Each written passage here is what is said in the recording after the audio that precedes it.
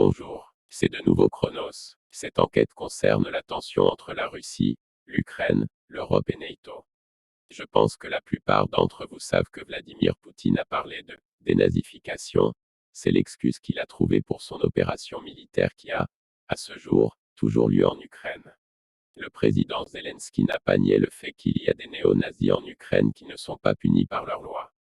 Tout concerne principalement le bataillon d'Azov.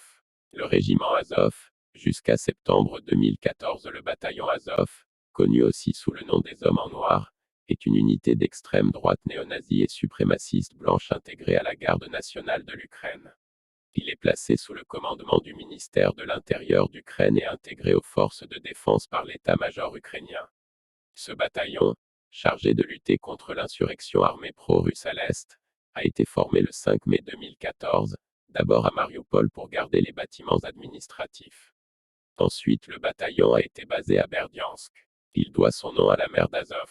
Il était composé d'environ 800 volontaires fin 2014, mais vit ses effectifs rapidement augmenter en raison de sa popularité croissante durant l'année 2015, puis l'année suivante, portant le nombre de combattants potentiels à plus de 4000 à la fin de 2016.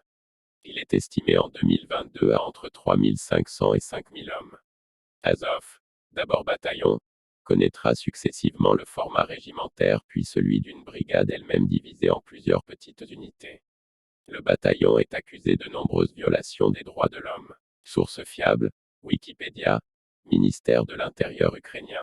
Azov est issu d'une organisation non gouvernementale internationale. La Misanthropique Division est une organisation décentralisée, sans leader permanent ni de structure rigide. Elle est créée en 2013 en Ukraine sous les auspices de l'Assemblée sociale nationale. Elle sert d'unité de combat dans le régiment Azov, dans l'est de l'Ukraine, contre les séparatistes pro-russes. Ses membres sont considérés comme racistes et violents. Entre autres choses, ils glorifient le national-socialisme et les Waffen-SS. Amnesty International les accuse de graves violations des droits humains. L'organisation entretient des réseaux en Europe, aux États-Unis, au Canada, en Amérique du Sud et en Australie, qui sont également utilisés pour former et recruter des combattants. Source fiable, Wikipédia. L'effectif de la division est totalement inconnu. L'ambassade russe en France a publié des images de Russes vivant en Ukraine. Ils sont morts. Environ 3500 civils d'origine russe sont morts lors de la guerre du Donbass entre 2014 et 2016. Les images sont floutées mais je peux vous les montrer. Âme sensible, s'abstenir.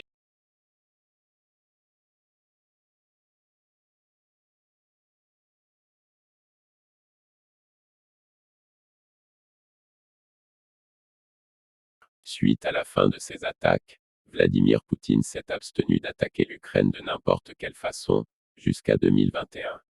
Poutine a peur que l'Ukraine entre dans NATO, ce qui serait une grande menace pour la Russie.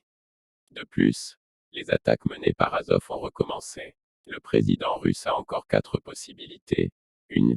Il ignore ce qu'il se passe mais essaie de faire comprendre qu'il faut que NATO cesse de s'agrandir. 2. Il fait exécuter le président Zelensky et le remplacer par un de ses hommes. 3. Il explique au monde entier la situation et laisse la Cour internationale punir l'Ukraine. 4. Il fait ce qu'il a fait. Je vous laisse aller sur une des vidéos du discours de Vladimir Poutine, une en voix française et l'autre en voix originale. Sur ce, je vous souhaite une bonne soirée, journée ou même nuit.